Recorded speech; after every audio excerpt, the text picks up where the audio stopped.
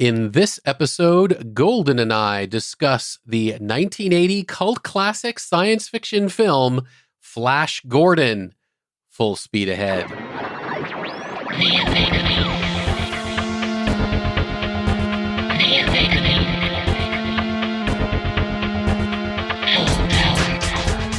Welcome to the Omega Beam number 99.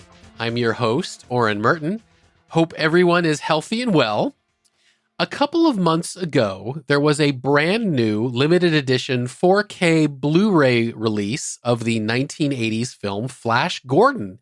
It had all kinds of cool packing extras like booklets and art and a poster and all kinds of stuff. So as huge fans of the 1980s cult classic, we bought it, rewatched it, and here we are talking about it.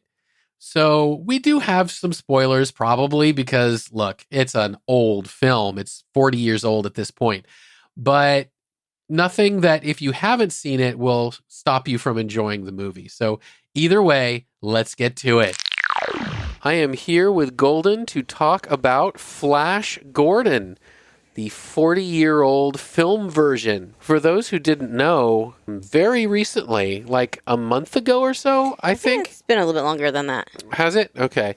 But this summer, if not more recently, they came out with a 4K collector's edition. I guess it's the 40th anniversary because it's a 40-year-old movie. It is only on Blu-ray. I don't think it's streaming, the 4K version, I mean. So we picked it up because it is a cult classic movie. And there will be spoilers because it's a 40-year-old movie, so I feel like we're past the spoiler date. But it is definitely one of a kind. It's something that I've always loved as a kid. I mean, there's so many, actually, there are like things in my life that I've done where I just had this movie on in the background. Momentous things. I know it may seem kind of silly, but my father could not park his car in the garage because there was so much stuff. He left on a New Year's Eve, and when I went into the garage to clean, he had it like set up so if you put something on in the family room, you could broadcast it to any TV in the house, including the one in the garage. So I was listening to Flash Gordon while cleaning that garage to try and make room for his car.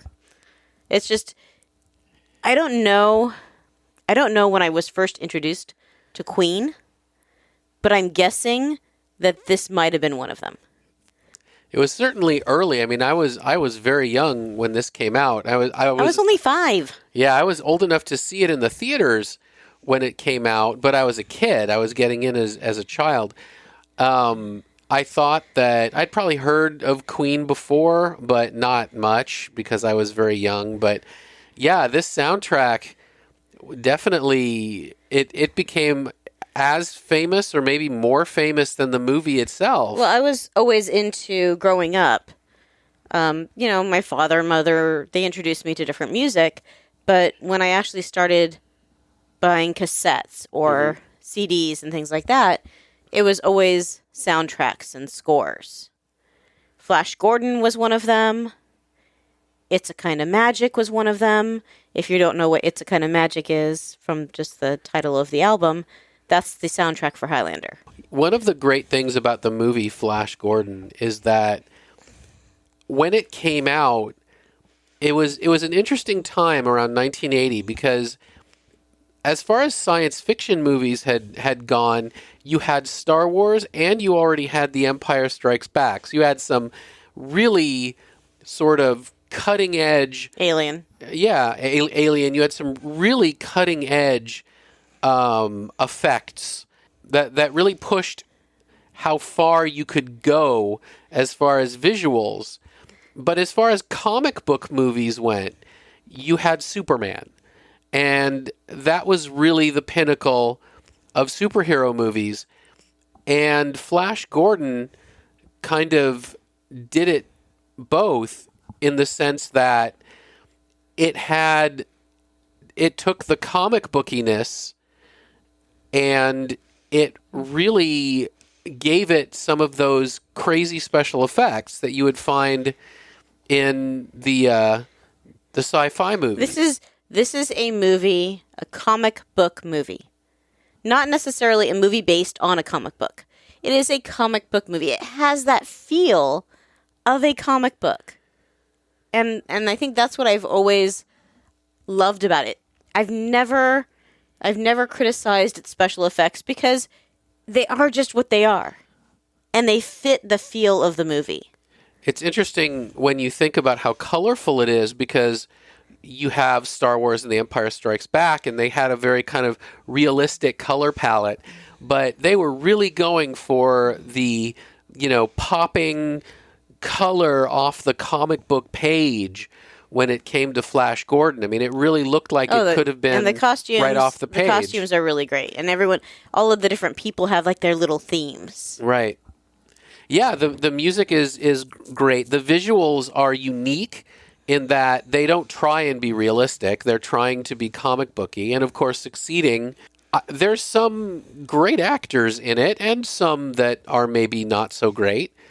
But I think in a way that just sort of works, because the character of Flash is supposed to be kind of naive, and so they got a brand new actor who I don't know if he'd been in anything but this. No, I don't. He probably hadn't been. I mean, I think he said he was new. Yeah. And they were saying it's kind of hard to imagine. If you listen to the special features, they talk about how Dino De Laurentiis was talking about. De Laurentiis was talking about how they weren't sure if they were going to be able to make it because they needed an actor to play this role, and they couldn't find the right actor. And you think about the different people that we have on screen today, right? And they probably would not have any issue whatsoever finding an athletic Flash Gordon character today. Sure, well... But in the 1980s, or before 1980, because that's when it came out, it was difficult. It was a whole other era in the sense that action heroes of those days did not look like athletes necessarily. They looked like, models. They looked, really good-looking... Or, like, what's his name, Burt Reynolds. I mean, Burt Reynolds could not be Flash Gordon. I mean, he could, star any action film of the era, but he would not make it a Flash Gordon. And it's interesting because, earlier today we're watching Doom Patrol. And we have, Timothy Dalton. Right. And then we go to watch Flash Gordon, and now we're watching Timothy Dalton 40 years ago. Right. And like you said, it has an interesting cast. You have Max von Sydow. Right. And you have, although it's a very small part, Richard O'Brien. Right.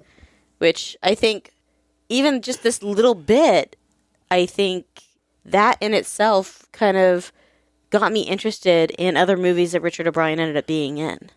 And you've got Topol. I mean, there's this combination of sort of great stage actors who give sort of a gravitas, to this performance, and just camp. And those are the characters. Camp. And those are the characters that need that, though. Right. They're the ones who have more heavy lifting to do with their parts. I think it's interesting also that when this movie came out, it was panned like nobody's business. There were a few critics that did say it's fun and kind of left it at that, but it was generally panned. And yet you had pointed out to me that now, all these years later, the Rotten Tomatoes is like, what'd you say, 83%?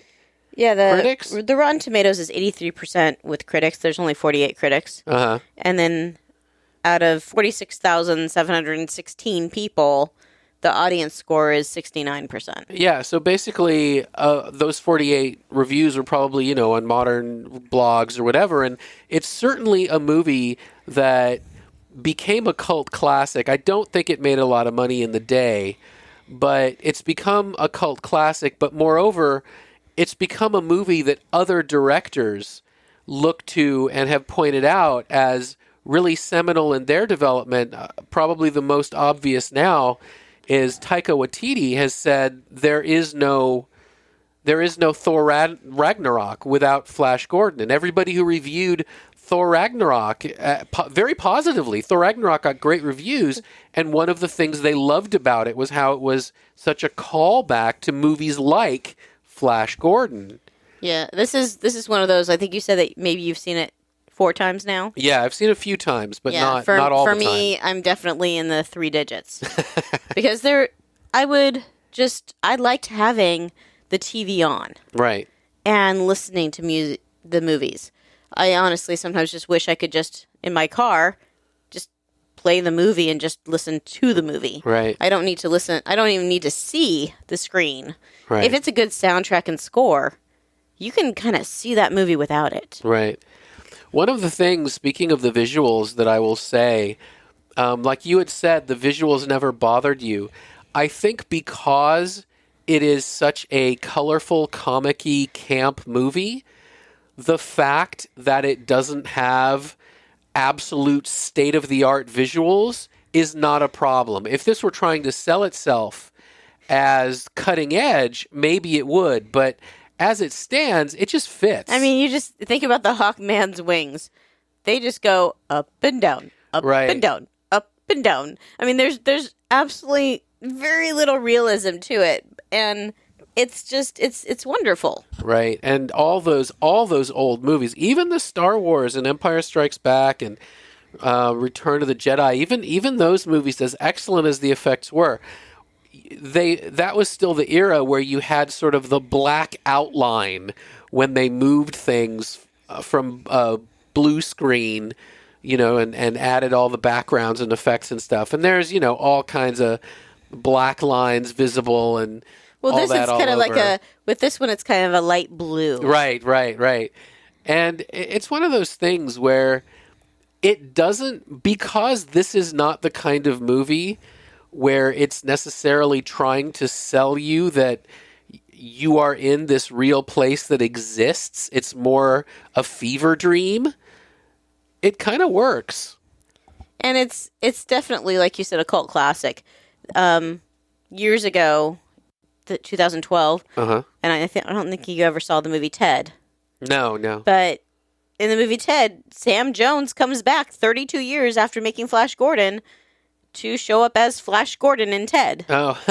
And it's because his comic action hero is such a cult icon. Yeah. I mean, there's been a TV series that tried to take off, but I think that what is just really awesome about this movie is that 80s camp. Right. Yeah, it came at commercially maybe I'm guessing not, but as far as its acceptance in time goes, it came at the perfect time in the sense that if it had been made earlier, they wouldn't have been able to do the effects to the level they were.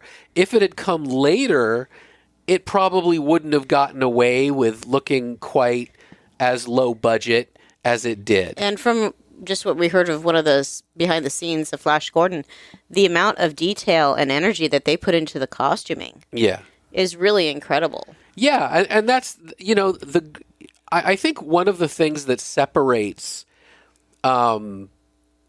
movies set in medieval times or the future, fantasy, sci-fi, I think one of the things that separates the ones that are successful artistically and the ones that maybe aren't so successful artistically is even if the movie is a comedy, the production team takes it incredibly seriously.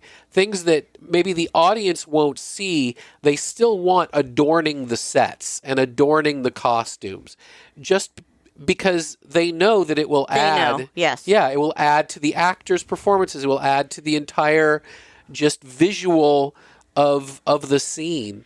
And you can tell, I mean, for all that it's campy, the scenery looks really gorgeous. And apparently the knives were sharp on that. They were talking about the coordination of the fight sequences between Baron and Flash, and that they did have to be careful. Right. So you don't have like the stunt actors that you used to have. Although I do wonder if there was a stunt actress for our main lady, because there was a couple scenes that she's just, for Melody Anderson's character of Dale, yeah, because she like kicks some butt in the hallway. Well, it's not what we expect of female action heroes today. Right.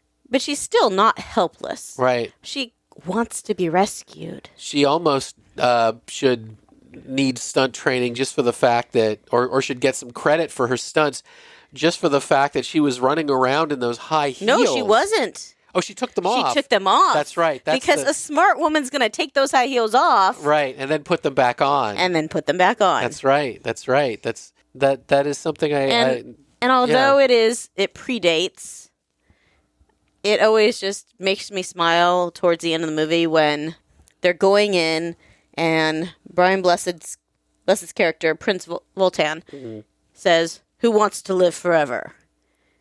Because it's such an iconic line and puts you 6 years in the future with Highlander the movie and one of those songs that Queen also did the music for. Yeah. And even though this comes before that, it's kind of fun. For me, at least. Oh, this whole movie is fun in all kinds of ways. I mean, this is, looking at it now, admittedly, I saw it originally in theaters as a child, so I loved it as a child. And I saw it, I think, again when I was maybe 20, and I loved it, and maybe a little bit thereafter. To me, it's completely obvious that this is not a movie meant to be taken seriously. We talked about Star Wars and Empire because they're contemporary movies, but those movies were very much making a mythology. They were creating a melodramatic, they were building a world, they're creating a mythology. This was a pulp comic film designed, based on a comic, designed to be simply enjoyed like a good meal. And they did hope, though, because apparently the actors did sign for multiple, that if it did take off, then they'd get to make more. Sure. It's really too bad that it didn't do, better than it did. I think it's possible they might have done another couple movies that would have been a lot of fun. I mean, if they kept the same aesthetic and the same goal of making it a fun, campy, pop culture comic movie, it could have been eminently watchable if we had a couple more over the years. I've seen every now and again I'll see on Facebook or Twitter or other places that someone will just throw out a Flash Gordon quote. And it will just show up. Because it is just loved. Yeah.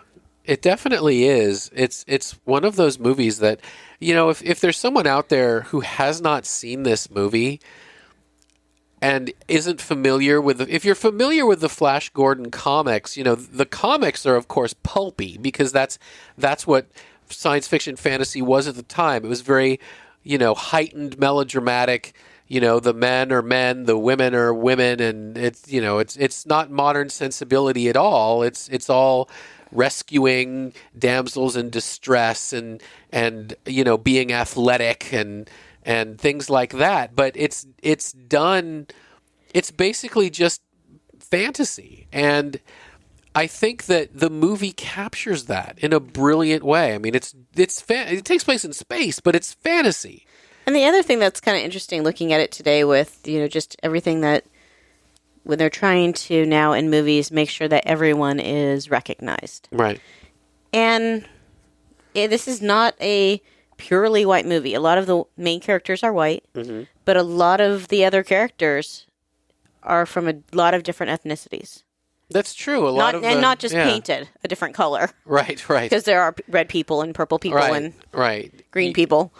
Right. You have, your African culture, you have your Asian people walking around. I mean, it isn't just an all white screen, even though, the heroes. The main characters are, but and let's face it, it's based off a old comic strip written by white people in America for white people, so their base material was entirely white, and yet they found some subtle ways to open it up. So that's good too. So no, it's one that I've always enjoyed, and it's one that I'll go back and if I want to just have music in the background to kind of pump me up or work to, Flash Gordon is a great album. I thought it was interesting that you go to try and find the soundtrack, and it's not like a traditional movie where you have a soundtrack and score. Right. It's just Queen's album, Flash Gordon, which if you watch the Queen movie, in terms of the Queen movie, was created when the time that they were broken up. Right. Which is, funny. Yeah. I mean, Rami Malek did an amazing job, deserved his award. Yeah. It was a great film, but they did play fast so and they had loose some with liberty, the timeline. And this was one of the albums that was made. And we are so glad that they weren't broken up during this time because the band was gone. Yeah, it was interesting. I was reading in Wikipedia that Howard Blake, that he was pulled in at the last minute, and he ended up working himself so hard that he didn't even sleep for the last 4 days and went home. And his wife came back a couple days later and woke him up. He'd been asleep for 3 days, and she called the doctor. The doctor came over and woke him up, but he was suffering from chronic bronchitis, and had they not woken him up, he could have died. So that's devotion. Right, devotion to the cause. Yeah, and the soundtrack actually had won some awards, even though the movie itself kind of faded. I believe that the soundtrack had won awards for at that time for what it was. But yeah, I mean, it's a feel-good movie. I mean, if someone's just looking for some fun, campy sci-fi, by all means, this will do it. If you haven't seen it in forever, or you want to see it in 4K, it is a wonderful transfer. I mean, they did a great transfer for its 40th anniversary. So, they took pains with this. This was not we don't have a 4K version, let's put one out. This is we're going to take a master and we're going to really make it a great... And you said it came with a book? It comes with a full booklet of essays. It comes with a poster, comes with postcards from the movie and era. It's a wonderful package. I mean, they really give you value for what you're buying. It isn't available digitally, like I said, as a 4K, at least at the time that we're talking. I mean, they may in the future, but they're obviously right now just trying to really get you to get the anniversary special edition package.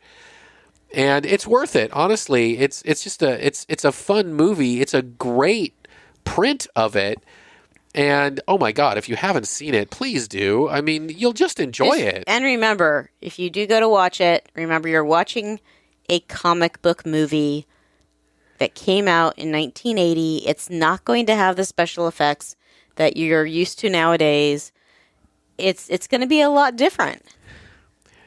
Very true. And the irony is that so many movies that have come out, both in the late 70s like Star Wars, but especially in the future with science fiction action movies all the way to Thor Ragnarok last year, so many movies have been based on the character's adventures of Flash Gordon. It is such a sort of seminal character in sci-fi adventure that you go back and you watch the movie and you say, oh, okay, this is where all these other movies got these great ideas. So it has 2 ties to Harry Potter. Okay. So you mentioned the one. We're watching it today, and I'm like, oh, that's why Kingsley in Harry Potter is familiar to me. Because he plays the prince that dies at the very beginning. So I'm just looking through the cast right now. Robbie Coltrane is also in this. Oh, how about that? He was the man at the airfield. The one that Nice. I think was putting them in the plane. Oh, okay. So I thought that was very interesting. The other one is George Harris, who plays the Prince of Ardentia, Okay. who's Kingsley in the Harry Potter movies. So I think that's very interesting. Well, there might be more, but Right. those are 2 that... But like I said, that's probably why And for Kingsley always looked familiar to me in the Harry Potter movies. Yeah, and for any of you who are fans of British comedy, Brian Blessed was in the first series of Blackadder, which is one of my favorites. And so he's certainly a known commodity as well. And of course, Timothy Dalton, great He's also British been actor. in Star Wars. Brian Blessed has? Yeah. He was Boss Noss Interesting. in episode 1. I did not know that. And he's currently in Wizards, the Arcadia series that you... Right. We haven't watched that one Yeah, yet, as though. a voice actor. Yeah. Okay. Very cool. Very cool. Well, anyway, if you don't have this, have a Blu-ray player and think you might possibly like it, I think we'd both say, get it. You will like it. It's totally worth it. It's a fun ride. It is such a fun ride.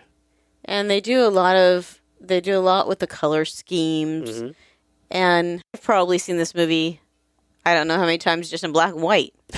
Because in a couple of the rooms in my house growing up, the TV in the garage was black and white. Uh-huh. One of the other TVs in my house was black and white.